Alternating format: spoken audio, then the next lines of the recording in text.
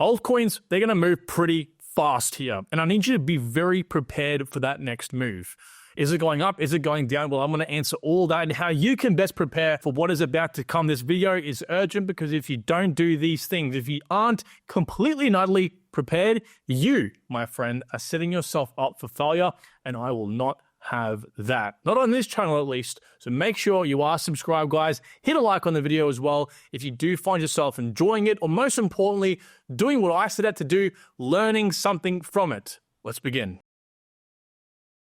What you're looking at here, my friend, is the crypto global market cap. So all altcoins market cap all together. Now, we actually fell down this week and lost $500 billion worth of total value. But of course, we have consolidated back up here to only losing, and I say only lightly here, $245 billion. In the grand scheme of things, it's not all that much. However, this came after a massive push of 66% growth. Guys, we gained $1.5 trillion worth of value. Now, it is completely normal in any market, crypto of course included, that when we have massive pushes, we eventually have to come down.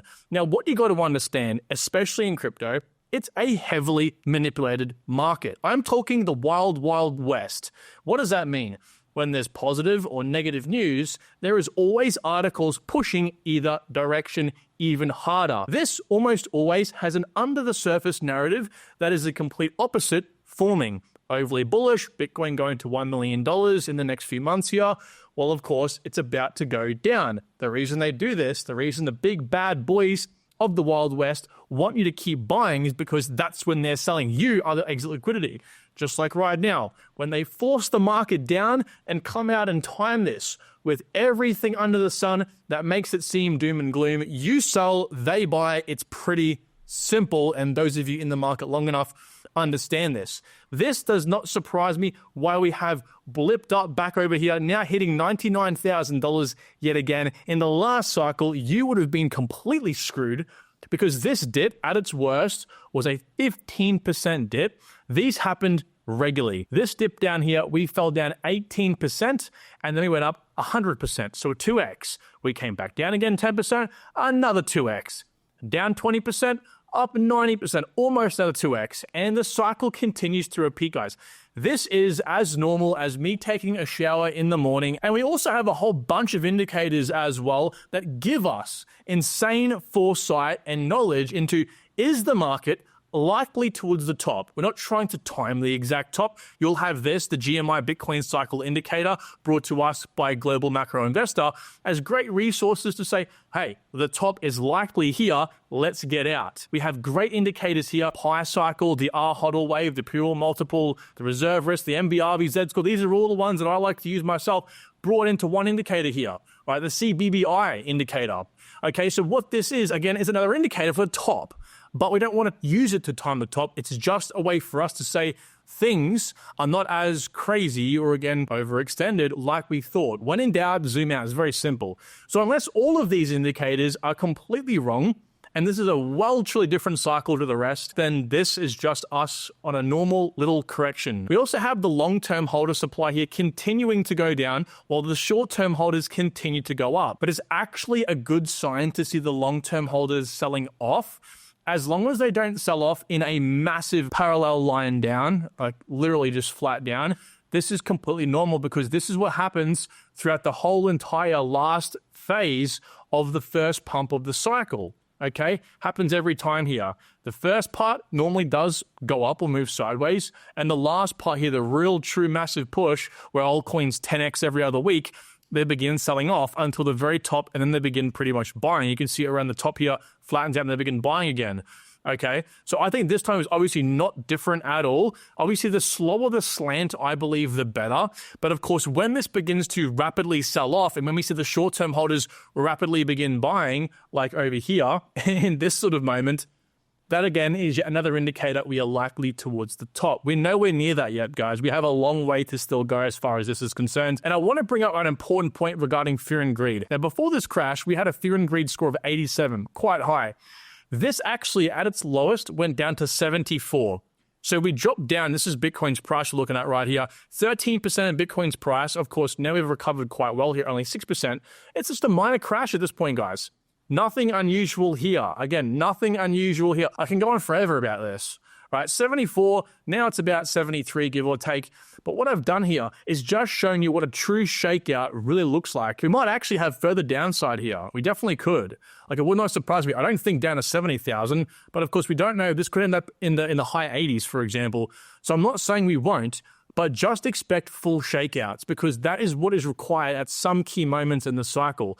Not all, like I just showed you before on this chart. We do have smaller crashes before moving up to the next leg, but we have the occasional large one moving down 30%-ish, at least in the last cycle, pulling from a fear and greed of like 93 both times here, down to fear and greed of about 50 or 40. So definitely in the fear section. But I believe what we experience here is more akin to this drop. We went for a fear and greed in last cycle of 90 down to 85. So a very, very small drop. Let me remind you, we went from 87 to 74. Okay, so we didn't lose too much. We are still greedy by the sentiment indicator here. I actually believe we are here right now, about to experience what is to come, essentially this. So like I said, this is where I believe we are right now, akin to the last cycle, which was literally that same place I just showed you back down over here.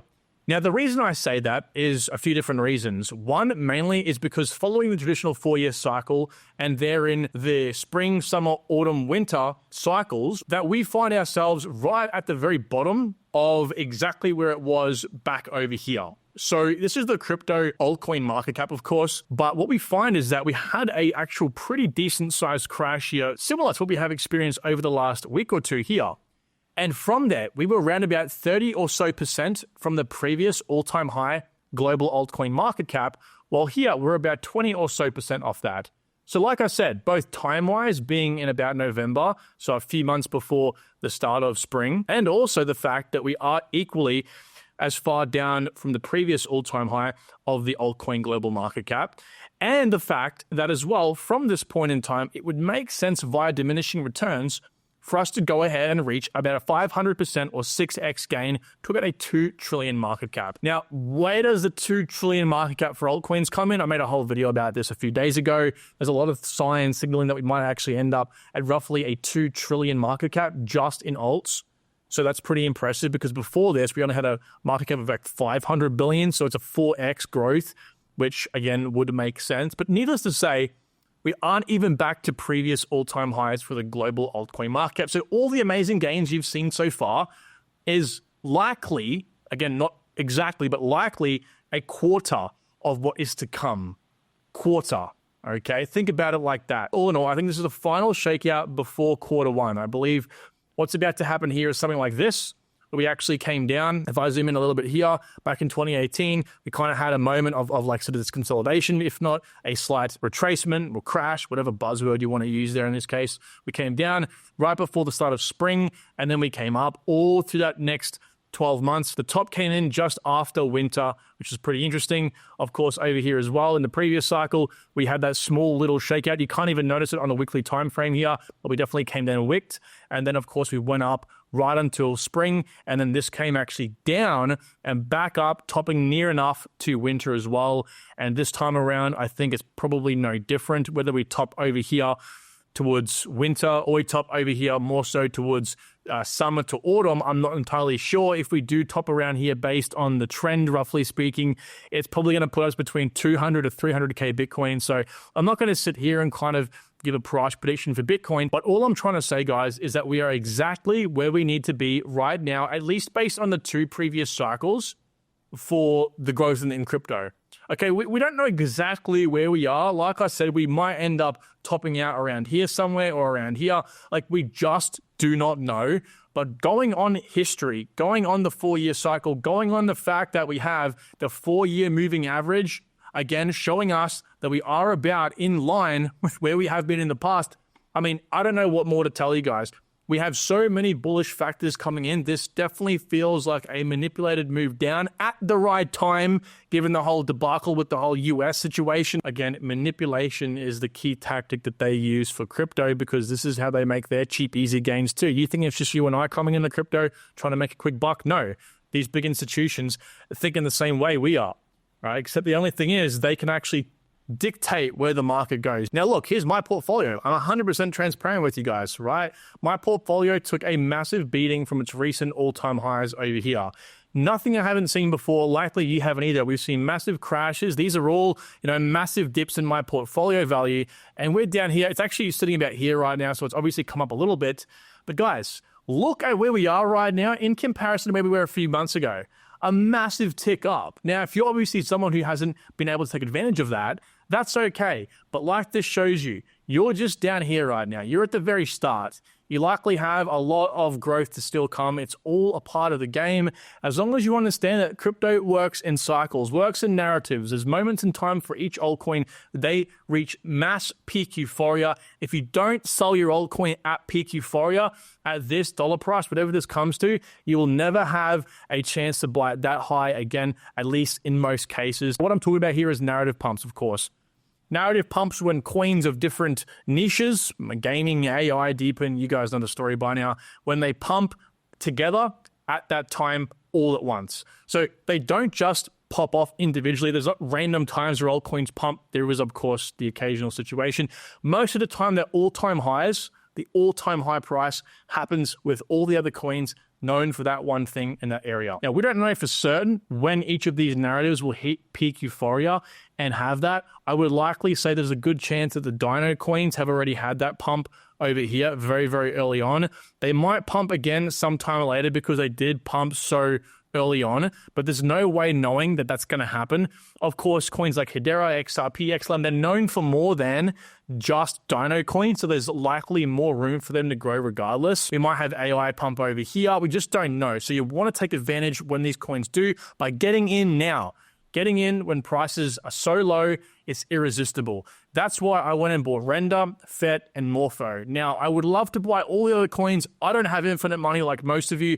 I'm a regular dude. I just have a YouTube channel. I wish I had infinite money. So I wanted to buy some more of these coins. Other candidates were these.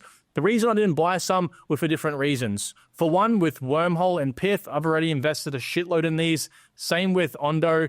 The reason why I didn't invest any more in ICP, for example, was because my average buy price is already quite high. I didn't want to add to that as well, and so on, okay? There's just many different reasons why I don't invest in a single coin at that time. And if you want the best possible way of knowing what coin is the best to DCA into, watch my last video. I'll leave the link down below. It teaches you how to DCA for max gains, and you will know why I chose these coins over these coins, for example. Is a great way you can, of course, tell. At times like these, this is when you need to be the most bullish, because red means go, green means stop, all right? Stop putting money in the market.